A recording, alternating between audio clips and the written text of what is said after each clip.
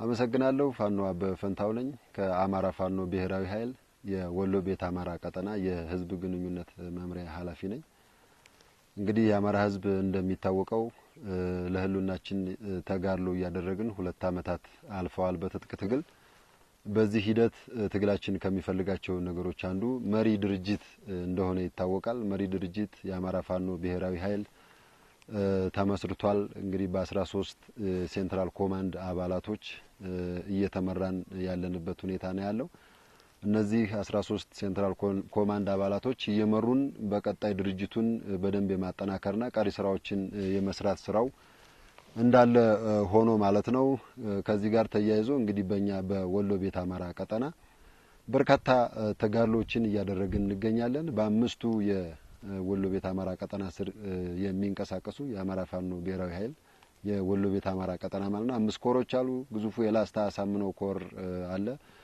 ምስራቅ አማራ ኮር 1 እና ኮር 2 ልጅ ኢያሱ ኮርና ንጉስ ሚካኤል አሊ ኮር 5ቱ ኮሮች እንግዲህ በርካታ ትንቅንቅና ተጋድሎችን እያደረግን እንገኛለን። በተለይ ደግሞ መሰረታችን የሽምቅ ውጊያ እንደሆነ ይታወቃል። ሸማቂዎች እንደሆነ ይታወቃል። በጣም በርካታ ቀጠናዎችን ተቆጣጥረን ተጋድሎችን እያደረግን እንደሆነ ይታወቃል። ሙሉ ለሙሉ በሚባል ደረጃ ወረዳዎችንም የተቆጣጠርንበት ሁኔታ አለ። የወረዳ መቀመጫዎችን ጥቁር አስፓልትንና የወረዳና የዞን ከተሞችን መሰረት አድርጎ ደግሞ ግፈኛ አገዛዙ የተቀመጠበት የዞንና የወረዳ ከተሞችን ደግሞ ከ3 እስከ 5 ኪሎ ሜትር ከበባ በማድረግ ደግሞ እኛ ተቆጣጥረን በተለይ ደግሞ የገጠር ቀበሌዎችንና ታዳጊ ከተሞችን ጭምር ተቆጣጥረን እያስተዳደርን ያለንበት ነባራዊ ሁኔታ አለ። የሆነ ሆኖ ሸማቂ እንደመሆናችን መጠንና ከሽምቅ ወደ መደበኛ ውጊያ የምናደርገውን ሙሉ ለሙሉ ከተሞችን የመቆጣጠርና የምንፈልጋቸውን ግቦች የማሳካቱ ሂደት በርካታ ስራዎቻችንን እየሰራ ነው። በተለይ የሚጎለው መሪ ድርጅት ነበር። መሪ ድርጅት ተፈጥሯል።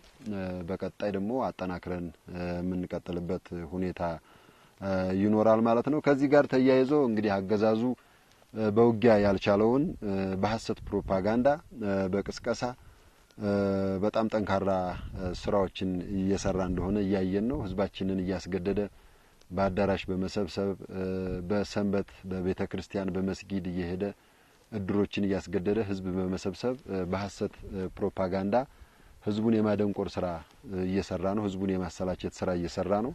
ውሸት ሲደጋገም እውነት ይሆናል ነው። ይሄንን ውሸት ሲደጋገም እውነት እንዳይሆን እኛም ያለውን እውነታና ነባራዊ ሁኔታ ለህዝባችን መግለጥና ማሳወቅ ስላለብን ነው። እንግዲህ አገዛዙ ተስፋ ስለቆረጠ በሽንፈት ጎዳና ላይ ስላለ ሰራዊቱን አልቆበታል። በውጊያ ብቻ ሳይሆን ሳትዋጋ ንገስ ነው እንደተናገር ነው እያፈረስ ነው ያለበት ሁኔታ አለ።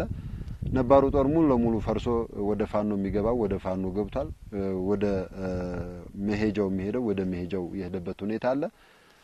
ከዛ ጋር ተያይዞ ሰራዊቱ ስላለቀበት ምልምል ሰራዊቱ አሁን ለብ እያሰለጠነ እያመጣ ያለበት ሁኔታ አለ። ወጣቶችን ከተለያየ የሀገሪቱ አካባቢዎች እያፈሰ ዩኒቨርሲቲዎች ሳይቀር ቤተክርስቲያን፣ የጤና ተቋማቶች ወጣቶች በሚዝናኑባቸው አካባቢ ጭምር እያፈሰ እያሰለጠነ እያመጣ ያለበት ሁኔታ አለ። ከዚህ ጋር ተያይዞ በዚህ ደረጃ የመጣ ሰራዊት ነው ያለው። ይሄ ሰራዊት ደግሞ በውጊያ ብቻ አይፈርስም።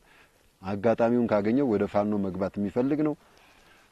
ብቻ በሆነ ሆኖ ኮብልሎ ወደ ቤተሰቡ መሄድ የሚፈልግ ሰራዊት ጋር ከፍተኛ የሆነ የመካናይዝድ ጦር አለው በምድርም ባየርም። እሱን ተጠቅሞ ይሄን ኃይል ነው ከፋኖ ጋር እያጋጨ ያለው። እኛ ደግሞ በጠላት እቅድ ባለመሄድ ባለመጋጨት ሌሎች ስልቶችን በመጠቀም በደፈጣ በሽምቅ ውጊያ ጠላትን እያፈረስን ያለንበት ሁኔታ አለ። ሌላኛው ሳንዋጋ መንገስ ስለምንችል እያፈረስን እያስኮበለልን ያለንበት ሁኔታም አለ። ይሄ ያለ መደበኛ ውጊያ በማድረግ ፊት ለፊት በመዋጋት ሰራዊታችንን በማቁሰልም መስዋዕትነት እንዲከፍል በማድረግም አገዛዙ በሚፈልገው መንገድ አንሄድም። ከዚህ አንፃር ህዝባችን ይሄን በደንብ ያውቀዋል ይገነዘባል ብለን እናስባለን። ይሄንን ነው እያደረገ ያለው። ወደ ሆነ የፋኖ ቀጠና አካባቢ ይመጣል። ከፍተኛ መካናይዙን በእግረኛም ባየርም ብሎ እግረኛ ምልምል ሰራዊቱን ይዞ ይመጣል። በዛ ጊዜ ሸማቂ እንደመሆናችን መጠን ይሄ ነው የሚባል በጣም የምንዋደቅበት ቤዝ ካልሆነ በስተቀር እንለቅለታለን። ከዛ በኋላ ረሽን የሚያገኝበት መንገድ አይኖርም። ወንዝ ሄዶ መታጠብ አይችልም። ውሃ መቅዳት አይችልም ሰራዊቱ። በዚህ ሁኔታ ነው ያለው። ግን መሬት ላይ እከሌ ቦታን ተቆጣጣርኩ እዚህ ቦታ አገኛለሁ በሚል ህዝብ ለማጭበርበር ዓለም አቀፉ ማህበረሰብ ለማዋሸት እየሞከረ ያለበት ሁኔታ ስላለ ይህን ግልጽ ማድረግ ስለሚያስፈልግ ነው። የሆነ ሆኖ ህዝባችን ማወቅ መቻል ያለበት ነገር ሸማቂዎች እንደመሆናችን መጠን ጠላታችንን ለማዳከም ሙሉ ለሙሉ ለመደምሰስ ይጠቅመናል ያልነውን መንገድ እየሄድን ስለሆነ በዚህ ህዝባችን እርግጠኛ መሆን እንዳለበት ለመግለጽ እንወዳለን። ሽምቅ ተዋጊዎች ነን። አጠናክረን እንሄዳለን። ለጠላት ምቹ የሆነ ጊዜ ሲሆን የአየር ንብረት ሲኖር መልክዓ ምድር ሲኖር እኛ ማድረግ ያለብን እናውቃለን። በዛ ደረጃ ተጋድሎችን እያደረግን ያለንበት ሁኔታ አለ። ከዚህ ጋር ካውዶ ውጊያው ጋር በተያያዘ በጠላት እቅድ ሳይሆን በራሳችን እቅድ እየሄድን ውጤቶችን እያስመዘገብን ያለንበት ሁኔታ ነው ያለው። ከዚህ ጋር ጎን ለጎን ተያይዞ በከተሞች አልፎ አልፎም ደግሞ በታዳጊ የገጠር ቀበሌዎችም ጭምር ብቅ በሚልባቸው ህዝብ ሰብስቦ በሐሰት ፕሮፓጋንዳ እያሰለቸ ያለበት ሁኔታ አለና ከዚህ ጋር ተያይዞ ህዝባችን ማወቅ ያለበት እውነታ ስላለ በተለይ በቅርቡ የአማራ ብልጽግና ቃል አቀባይ መንገሻ ፈንታው ያልኩት ዶክተር መሆኑን ጠፍቶኝ አይደለም።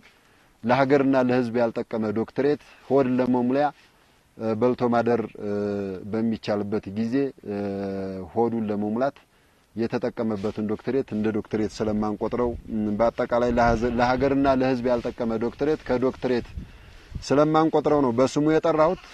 ራያ ቆቦ ዞብል በመግባት የተናገረውን ንግግር ሁላችንም የምናስታውሰው ነው። ካሁን በፊት ላሊበላም ላይ እንደዚሁ የተናገረውን ንግግር ታስታውሳላችሁና መከላከያ ይበቀላል ህዝብን ይበቀላል የሚል በንግግሩ የምታስታውሱት ነበርና ከዚህ ጋር ተያይዞ አሁንም ራያ ቆቦ ዞብል ከተማ ድረስ በመግባት የተናገረው ንግግር አለ።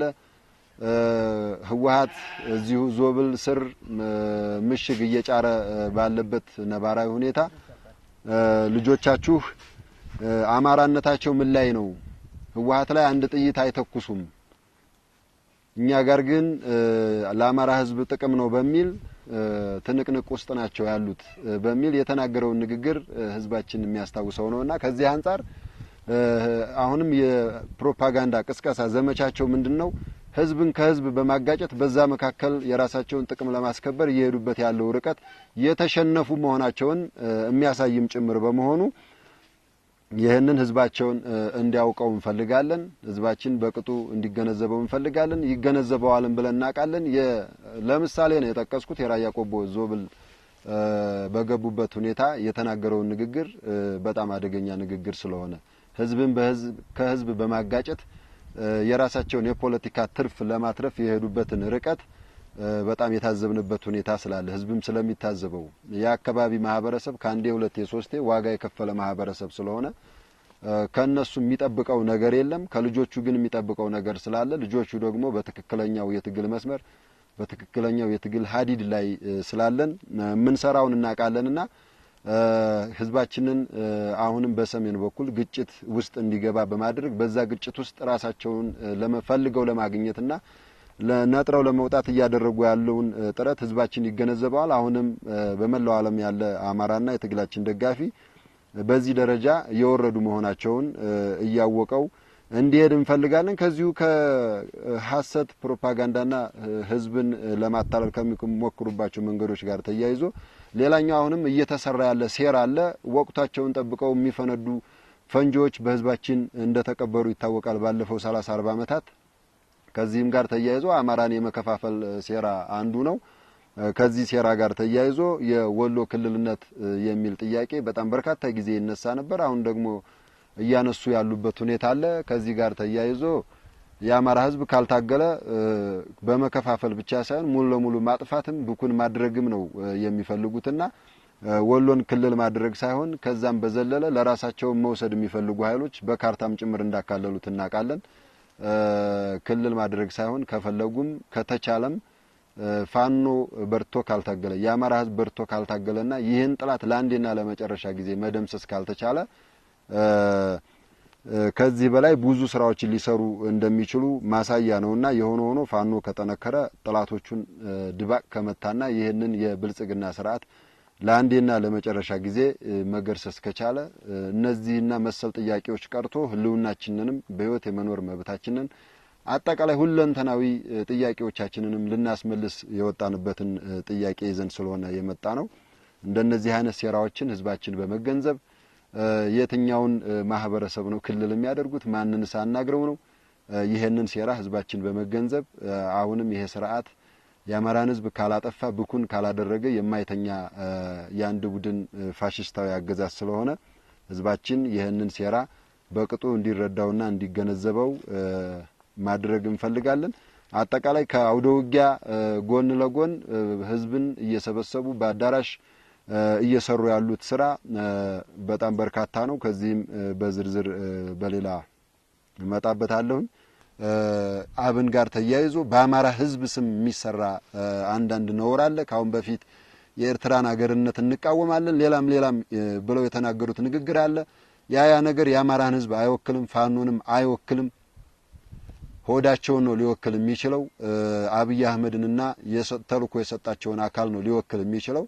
ይሄንን ነገር በአለም ላይ ያለ የአማራ ህዝብ ያውቀዋል። ህዝባችንም መሬት ላይ ያለው እንዲያውቀው እንፈልጋለን። ከታጋዮቹ አንደበት ይሄ መጠቀስ ስላለበት ነው።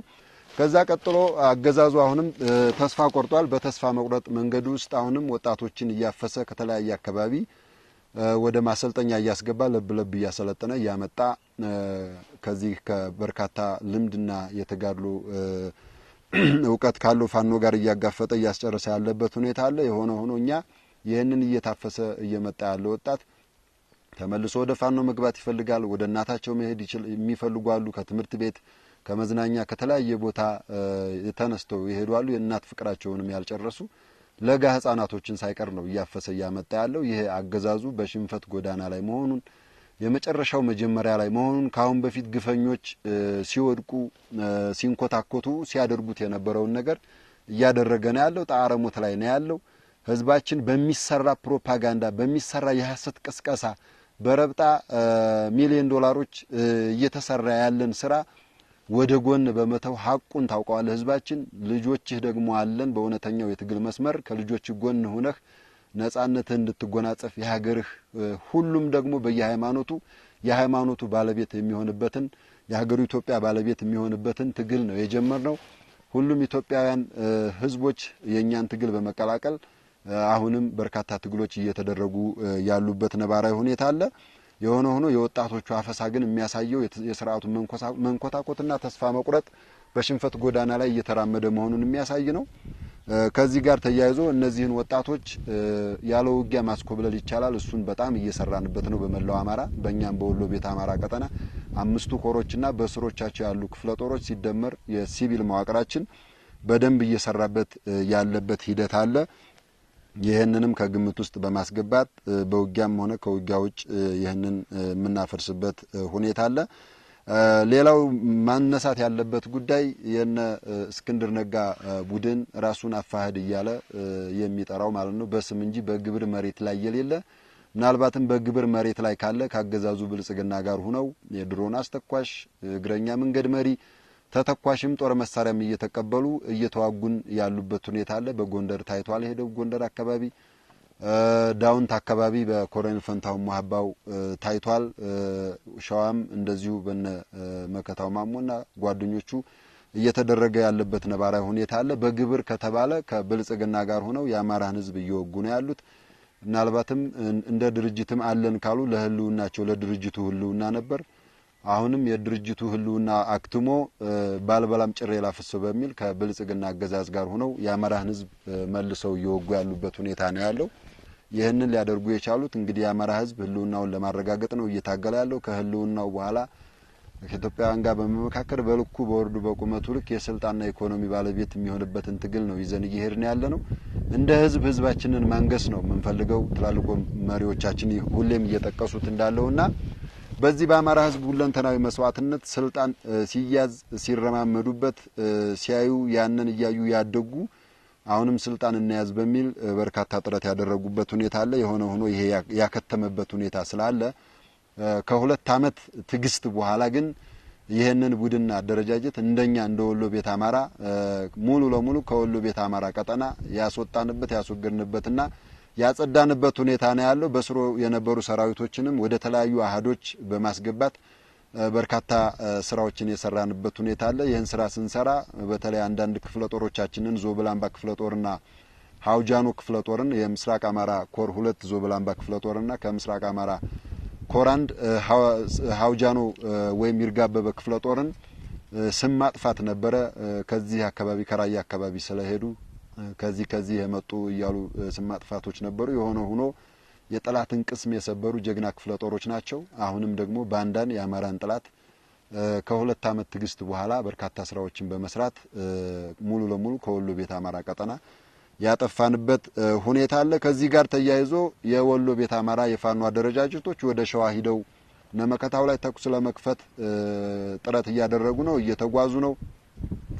በአርበኛ ፊታውራሪ ደርሳን ብርሃኔ የተመራ ጦር እዚህ ደርሷን እዛ ደርሷን የሚል ፕሮፓጋንዳ አእምሮ በሌለው በሆዳደሩ በነናትናኤል መኮንንም በርካታ ስራዎችን እየሰሩ ፕሮፓጋንዳዎችን እየሰሩ ያየን ነው።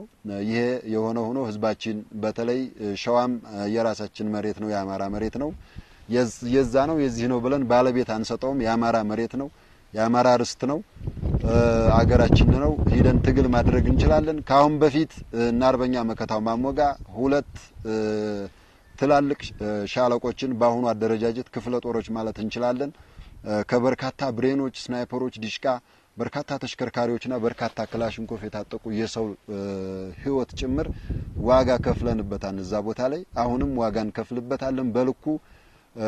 አንዳንድ የአማራ ጠላቶች ግን ናሬት በሚያደርጉት በሚተርኩት ልክ ግን እንዳልሆነ የሸዋም ህዝብ ያውቀዋል። ህዝባችን የከፈልነው ዋጋ በናርበኛ በለጠ ሸጋውና በናርበኛ ፊታውራሪ ደርሳን ብርሃኔ መሪነት ሸዋ ላይ የወሎ ልጆች ዋጋ ከፍለዋል። የጎንደር የሸዋ ልጆች የጎጃም ልጆች ዋጋ ከፍለውበታል። በቀድሞ ምስራቅ አማራ ፋኖ አደረጃጀት ማለት ነው። በርካታ ስራዎችን የሰራ አደረጃጀት እንደሆነ ይታወቃል። ምስራቅ አማራ ፋኖ ሸዋም ላይ ብዙ ዋጋዎችን ከፍለናልና እና አርበኛ መከታው ማሞም ከራያ ቆቦ ጀምሮ እስከ ሸዋ አብረናቸው ብዙ ሰርተናል። ብዙ እንዲደራጁ እንድንደራጅ አብረን ታግለናል። የሆነ ሆኖ መስመር ሲስቱ ከአማራ ህዝብ ህልውና ትግል ሲወጡ ቀይ መስመሩን ሲያልፍ ራሱን መከላከያ ሰራዊት እያለ የሚጠራውንና የብልጽግናውን ቡድንም በዚህ ደረጃ ያንኮታኮትንበት ሁኔታ አለ። እነዚህ ወንድሞቻችንንም ከበርካታ ፍጹም ትግስት በኋላ ከ2 አመት ልፋት በኋላ በዚህ ደረጃ ካገዛዙ ጋር ሆኖ ስለወጉን ፊት መዟዟሮች አሉ። ይሄ የሚደበቅ አይደለም። አሁንም ጊዜው አልረፈደም። ከትግሉ ጎን መሰለፍ ከፈለጉ መነጋገር መምጣት ይቻላል። ካልሆነ ግን የአማራ ህዝብ ህልውና ጅብ ከሚበላ በልተው ተቀደስ ነው። በየትኛውም የዓለም አካባቢ የምትገኙ የአማራ ተወላጆች እየከፈላችሁ ያላችሁት ዋጋ እጅግ በጣም ከፍ ያለ ነው። ትልቅ ዋጋ ነው የምንሰጠው፣ ግዴታችሁም ቢሆን ማለት ነው። በየትኛውም አካባቢ የዓለም ሀገር ያላችሁ የአማራ ማህበራት፣ አጠቃላይ የአማራ አደረጃጀቶች፣ ከአደረጃጀት ውጭም ሆነ በአደረጃጀት ውስጥ ያላችሁ የአማራ ተወላጆች እየከፈላችሁ ያላችሁት ዋጋ እጅግ ከፍ ያለ ነው። ካሁን በፊትም አመስግነናል። አሁንም ከፍ ያለ ምስጋና አለን። ወደፊትም ይህንን ተግባራችሁን አጠናክራችሁ እንድትቀጥሉ እንፈልጋለን። የአንድ ቡድን አገዛዙ ፋሽስታዊው የብልጽግና የአብይ አህመድ አገዛዝ በአማራ ህዝብ ላይ እየፈጸመ ያለውን የዘር ማጥፋትና የዘር ማጽዳት ሁኔታ ለዓለም አቀፉ ማህበረሰብ የማስመዝገቡ ሂደት በጣም ተጠናክሮ የቀጠለበት ሁኔታ አለ። አሁንም አጠናክራችሁ ቀጥሉ። ሰብአዊ ድጋፍ በሚያስፈልግባቸው አካባቢዎች ሰብአዊ ድጋፎችን አሁንም በተፈጠረው መሪ ድርጅት አማካኝነት የሚያስፈልጉ አሰራሮችን ካወረድን በኋላ ስለምናደርሳችሁ በዛ መሰረት ስራዎችን እንድትሰሩ የሚል መልእክትም አለን። ያ ባይመጣም ዝም ብላችሁ ህዝባችሁን ማየት የለባችሁምና በምትችሉት በምታገኙት አጋጣሚ ሁሉ ሐቀኛ የሆነ መስመር ካገኛችሁ አሁንም የተጎዳው ማህበረሰባችሁና ትግላችሁን ከመደገፍ ወደ ኋላ እንዳትሉ። ከዚህ ረገድ የአብይ አህመዱን የአንድ ቡድን የብልጽግና ፋሽስታ አገዛዝ በዓለም አቀፍ ደረጃ ከማሽመድመድና ነውሩን ከማጋለጥ አንጻር የለንደን ፋኖች በተለይ የሁሉም ሚና ተመሳሳይ ነው እናውቃለን። በተለይ ግን የለንደን ፋኖች ለንደን ግንባር ላይ ያደረጋችሁት ያላችሁት ተጋድሎ እጅግ በጣም ደም የሚያሞቅ ነው። ፍጹም ሰላማዊ በሆነ መንገድ ዲሞክራሲያዊ በሆነ መንገድ ህዝባዊ አመጽና ህዝባዊ ሚተኝነት በሚመስል መንገድ አብይ አህመድንና በስሩ የሚገኙ ሆዳደር ካድሬዎቹን ያሽመደመዳችሁ ያላችሁበት ሁኔታ እነ ዩናይትድ አረብ ኤሚሬትስና ሌሎች ለአብይ አህመድ አገዛዝ ተተኳሽም እያቀረቡ ገንዘብም እየሰጡ የአማራ ህዝብ ላይ ጭፍጨፋ እየፈጸሙ ያሉ ሀገራችን ኢትዮጵያ ለማፍረስ እየሰሩና እየፈጸሙ ያሉትን እያጋለጣችሁበት ያለው መንገድ እጅግ የሚያኮራ ነው። የለንደን ፋኖች አብይ አህመድ በተለያዩ 7 እና ከዛ በላይ የአውሮፓ ሀገራቶችን ይዞር መጥቶ ሁለቱ ላይ ጥሩ አቀባበል ሳያገኝ አፍሮ የተመለሰበት ሁኔታ አለ። ኢትዮጵያ ትልቅ ሀገር ናት። ግፈኞች የቱንም ያክል ቢሰሩ በዛ የሚቀጥሉባት ሀገር አለችም። የነበረ ታሪኳ ያሳያል። የነበረ የታሪክ ማህደሯ ያሳያል። በእኛም እድሜ እያየን ያለ ነው ይሄን ነው። ፋኖ ደግሞ በተፈጥሮ አይሸነፍም። ሽንፈት ስሪቱ አይደለም። ይሄ ትውልድ ይሄ የኛ ፋኖ ደግሞ ይሄንን ታሪክ ያስቀጥላል። በዚህ እርግጠኞች ነን። ከፈጣሪ በታች ሀገሪቱ ፈጣሪዋ ጥሎ አይጥላትም። ፈተናዋን የሚያበዛባት ለዛ ነው። ድል እንደምናደርግ አንጠራጠርም። በዚህ ሂደት ውስጥ ይችን የተቀደሰች ሀገር ለማፍረስ በሁሉም ሃይማኖቶች ሃይማኖት አልባ ብኩን የሆነች ሀገር ለማድረግ እየሰራ ያለውን አማራን ህዝብ ደግሞ ከህልውና ውጭ አድርጎ ብኩን ለማድረግ እየሰራ ያለውን የአብይ አህመድን የብልጽግና ፋሽስታዊ የአንድ ቡድን መንግስት ለማጋለጥ እየሄዳችሁ ያላችሁበት ርቀት እጅግ በጣም የሚያኮራ ነው። በመላው አማራ ያላችሁ በመላው ዓለም ያላችሁ የአማራ ተወላጆች አሁንም ይህንን ድርጊታችሁን ይህንን ተግባራችሁን አጠናክራችሁ እንድትቀጥሉ የሚል መልእክት ነው ያለን። ለንደን ፋኖች አሁንም ጠንክሩ፣ እንወዳችኋለን። በአማራ ፋኖ ብሔራዊ ኃይል በወሎ ቀጠና በህዝብ ግንኙነት መምሪያ ኃላፊ አበበ ፈንታው እና በሌሎች አጠቃላይ ባደረጃጀታችን ስም ከፍ ያለ ምስጋና አክብሮት አለኝ። አመሰግናለሁ።